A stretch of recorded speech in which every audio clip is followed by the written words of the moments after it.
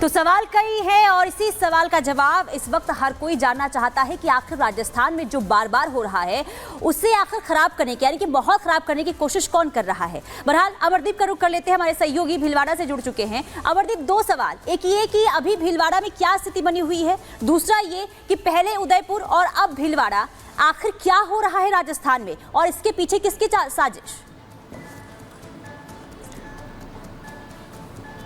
देखिए, इस बात से इनकार नहीं किया जा सकता कि एक साजिश जो है वो रची गई थी, क्योंकि आज जन्माष्टमी का त्यौहार है और जन्माष्टमी के त्यौहार से पहले एक गाय की पूंछ को काट करके मंदिर के ठीक सामने फेंक देना, एक यानी कि उकसाने की एक साजिश जो थी वो निकल के सामने आई है। क्योंकि भगवान श्री कृष्ण का जन्मोत्सव का दिन और उसके बाद में गऊ के साथ में इस तरीके का व्यवहार, ये दोनों चीजें कहीं ना कहीं सनातनी लोगों के लिए गुस्से का विषय था और यही कारण था कि लोग सड़कों पर आए। लेकिन अभी समझाइश हुई, अभी फिलहाल 12 बजे तक का वक्त दिया है प्रशासन को और प्रशासन भी कई संदिग्ध लोगों से बातचीत कर रहा है, पूछताछ कर रहा है, कुछ डिटेन करने की सूचनाएं भी आ रही हैं। लेकिन जब तक ये खुलासा नहीं होगा कि ये साजिश किसकी थी, कौन लोग थे जो इस तरीके के तरीकों को अपना करके माहौल जो था वो गर्म करने की कोशिश कर रहे थे, सुलगाने की कोशिश कर रहे थे। क्योंकि उदयपुर की बात करें, चित्तौड़ की बात करें, भीलवाड़ा की बात करें, ये पूरी की पूरी जो बेल्ट है ये बिल्कुल अलग तरीके की बेल्ट है। यहाँ अग्रेशन बहुत ज्यादा होता है लोगों में, लेकिन शांति बनाने की अपील जो है वो प्रशासन ने की है। इसके साथ साथ में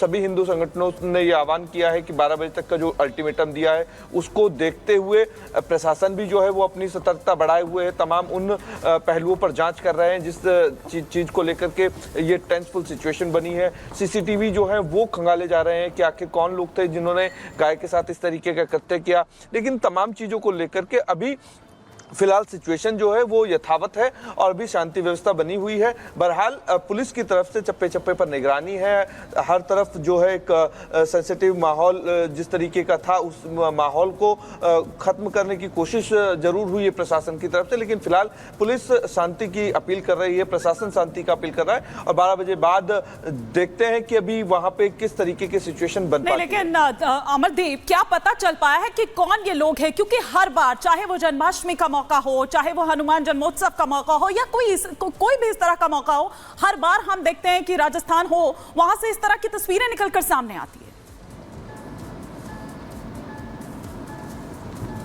देखिए, बिल्कुल इसमें कोई दोहराई नहीं है कि इस तरीके की सिचुएशन पैदा करने का मकसद क्या रहता है और त्योहारों को, हिंदू त्योहारों को क्यों चुना जाता है, उससे पहले उस चीज के माहौल को बिगाड़ने की कोशिश क्यों होती है। तमाम वो सवाल हैं जो प्रशासन को, शासन को और पुलिस को खोजने भी पड़ेंगे, उन पर दुरुस्ती का काम भी होना चाहिए। लेकिन उससे ठीक पहले अब आज जन्माष्टमी का त्यौहार है और भगवान श्री कृष्ण का ताल्लुक जो है वो कहीं ना कहीं गाय से सीधा है, क्योंकि गौ माता को लेकर के, गौपालक को लेकर के एक भगवान श्री कृष्ण का रूप भी देखा जाता है। उसी वक्त ये सारा घटनाक्रम होता है। ठीक वहां से 100 किलोमीटर की दूरी पर, 80 किलोमीटर की दूरी पर सामाजिक सेठ का बहुत बड़ा मंदिर है, जहाँ की पूरे तरीके से कह सकते हैं कि एक बड़ी अलग महिमा है। तो एक पूरी इस बेल्ट को कौन डिस्टर्ब करना चाह रहा था, वो कौन ऐसे अनसोशल एलिमेंट थे जो बिगाड़ना चाहते थे माहौल, उन चीजों को लेकर के अभी पुलिस छानबीन कर रही है। कुछ लोगों को डिटेन किया है, पूछताछ होगी और उसके बाद ही खुलासा हो पाएगा कि आखिर इनका मकसद क्या था।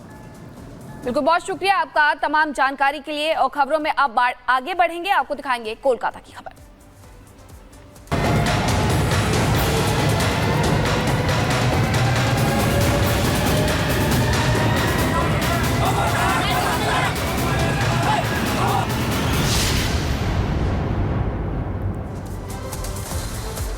कोलकाता रेप मर्डर केस में सीबीआई फुल एक्शन मोड में नजर आ रही है। एक एक करके सच खगाले जा रहे हैं और इसी के साथ जो नई चीजें हैं वो निकल करके सामने आ रही हैं कि आखिरकार कैसे संजय रॉय वहां पर पहुंचा, उसकी कौन कौन सी चीजें थी जो बरामद हुई है। लेकिन इन सब के बीच टीएमसी की मुश्किलें बढ़ गई है। टीएमसी की मुश्किलें आखिरकार क्यों बढ़ी है, इस रिपोर्ट में आपको दिखाएंगे।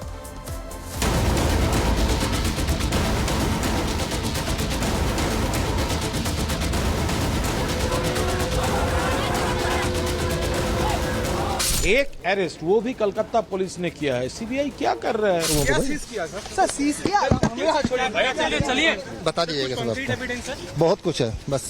हर राज्य सरकार से कहूंगा कि महिलाओं के खिलाफ अपराध अक्षम्य पाप है, उसको किसी भी रूप में मदद करने वाले बचने नहीं चाहिए। महिलाओं से अपराध को लेकर मोदी बहुत गुस्से में हैं। और ऐलान कर दिया है कि बेटियों से हमानियत करने वाले दरिंदे किसी कीमत पर बख्शे ना जाएं। इधर मोदी ने ऐलान किया, उधर कोलकाता में सीबीआई ताबड़तोड़ एक्शन में जुट गई। डॉक्टर से रेप और मर्डर के मामले में जांच एजेंसी ने एक दिन में 15 ठिकानों पर छापेमारी की है। सीबीआई के कड़े एक्शन से लग रहा है कि कोलकाता में कई बड़ी गिरफ्तारियां होने वाली हैं। क्या कॉलेज के पूर्व प्रिंसिपल संदीप घोष भी गिरफ्तार होने वाले हैं? संदीप के करीबी कई डॉक्टर और प्रोफेसर भी सीबीआई की रडार पर हैं। तो क्या संजय की तरह वो सब भी अब जेल की सलाखों में जाने वाले हैं? इधर सीबीआई की ताबड़तोड़ जांच से टीएमसी के पसीने छूटने लगे हैं। डर कनेक्शन निकलने का सता रहा है, तो अब उनके नेताओं ने सीबीआई को आड़े हाथों लेना शुरू कर दिया है। लेकिन सीबीआई कहां पीछे रहने वाली थी? तगड़ा पलटवार किया। स्टैंड एक ही है, इवन वी वांट जस्टिस।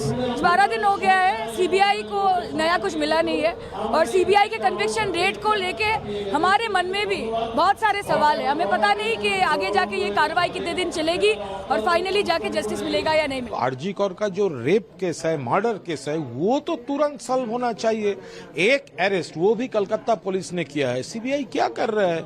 जितना डिले हो रहा है, इतना फेक न्यूज, ये जो बहुत गॉसिप्स चल रहा है, पॉलिटिक्स चल रहा है, ये स्टॉप करने के लिए ये तो सॉल्व होना चाहिए। पहले तो वो मैटर सॉल्व होना चाहिए। प्रेस नोट मिलेगा आप लोगों को। सीज किया सर, सीज किया।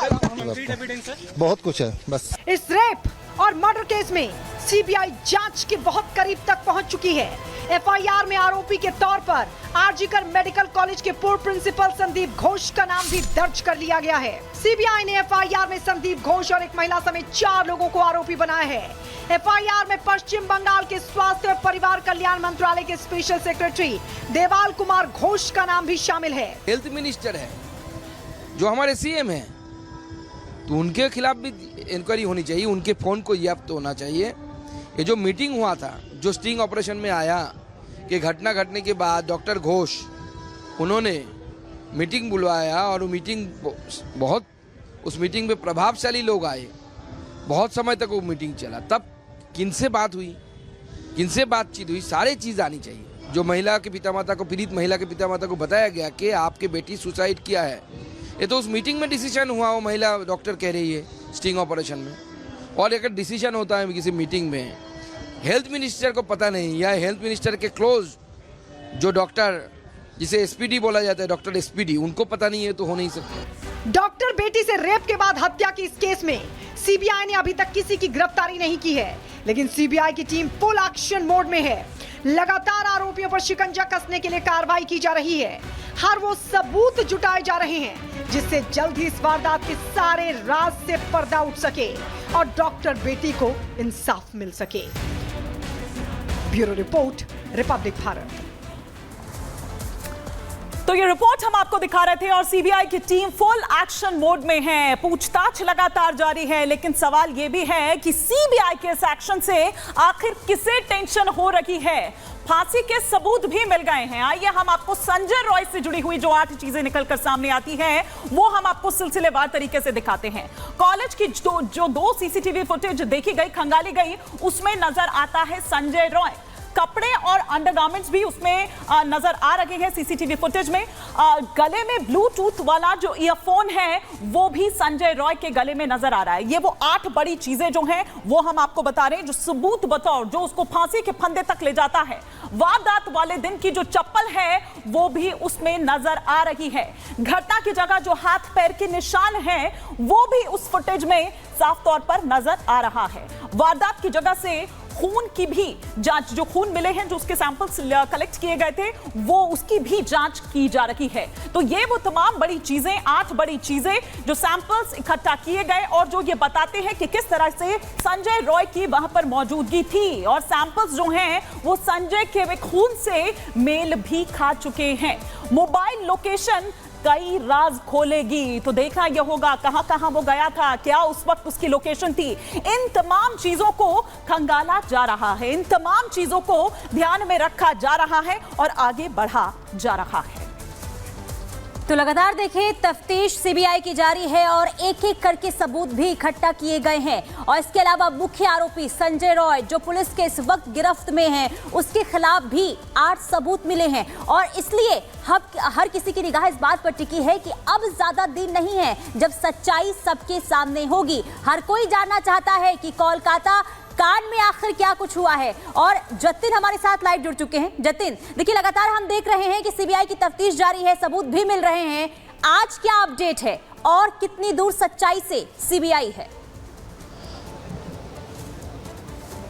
आज बिल्कुल देखिए, सीबीआई ऑफिसर्स ने कल जब वो संदीप घोष के घर के बाहर निकल रहे थे तभी बोल दिया कि उनके पास एविडेंस है और उन्हीं एविडेंस को अब एनालाइज किया जा रहा है। और सुबह होते ही संदीप घोष एक बार फिर से सीबीआई हेडक्वार्टर पहुंचे हैं और यहां पर उनसे पूछताछ का जो सिलसिला है वो शुरू किया जा रहा है। ये दफ्तर आप देख रहे हैं, तकरीबन 10 बजे के आसपास संदीप घोष इसी दफ्तर में फिर से दाखिल हुए हैं। हालांकि जो जानकारी मिल रही है कि रेप और हत्या मामले में आज संदीप घोष जो है उनसे पूछताछ की जा रही है। कल उनके घर पे रेड करप्शन के मामले में हुई थी, लेकिन आज जो इन्वेस्टिगेशन की जा रही है उसमें पॉलीग्राफ टेस्ट को लेकर संदीप घोष से पूछताछ जो है वो की जा रही है। पॉलीग्राफ टेस्ट के जो नतीजे हैं वो सीबीआई के पास हैं और उसी आधार पर पिछले 10 दिनों में जो 100 घंटे पूछताछ हुई और उसके बाद पॉलीग्राफ टेस्ट हुआ, उसको एनालाइज करके सवाल जवाब और कन्फ्रंट उन सब्जी से संदीप घोष को करवाया जा रहा है। हालांकि सबसे बड़ा एलिगेशन संदीप घोष के ऊपर सबूतों को टेम्पर करने का है इस पूरे केस में, कि बतौर प्रिंसिपल उन्होंने सेमिनार हॉल को एक तरीके से सील क्यों नहीं किया, उसको इंटैक्ट क्यों नहीं किया। और यही सबसे बड़ा सवाल है जिसको लेकर सीबीआई लगातार इन्वेस्टिगेशन कर रही है। साथ ही पॉलीग्राफी टेस्ट में संदीप घोष ने जो बातें बोली हैं उन सभी को भी आज सीबीआई ऑफिसर्स कन्फ्रंट करा रहे हैं, क्योंकि सीबीआई को जो डाउट्स हैं वो पूछताछ के बाद ही क्लियर होंगे। ये भी जानकारी मिल रही है कि भ्रष्टाचार का जो मुकदमा संदीप घोष पर दर्ज किया था उसकी एक बिल्कुल, और कई ऐसे सवाल है जो कि अभी बताने होंगे घोष बाबू को कि आखिरकार उन्होंने इस पूरे मामले में किस तरीके से छिपाने की कोशिश की है। बहुत शुक्रिया जतिन आपका तमाम जानकारी के लिए, क्योंकि अब खबरों में आगे बढ़ेंगे और बात करेंगे झारखंड की। झारखंड के पूर्व मुख्यमंत्री रहे चंपाई सोरेन एक बार फिर से दिल्ली आ पहुंचे हैं और दिल्ली पहुंचे हैं झारखंड से, और इसके पहले वो कोलकाता में मौजूद थे। तो इस वक्त ये सबसे बड़ी खबर आ रही है और ऐसे में बताया ये जा रहा है कि अब शायद वो किसी पार्टी में जाने की सोच सकते हैं, क्योंकि उसके पहले उनकी तरफ से कहा गया था एक लंबी चौड़ी पोस्ट लेकर के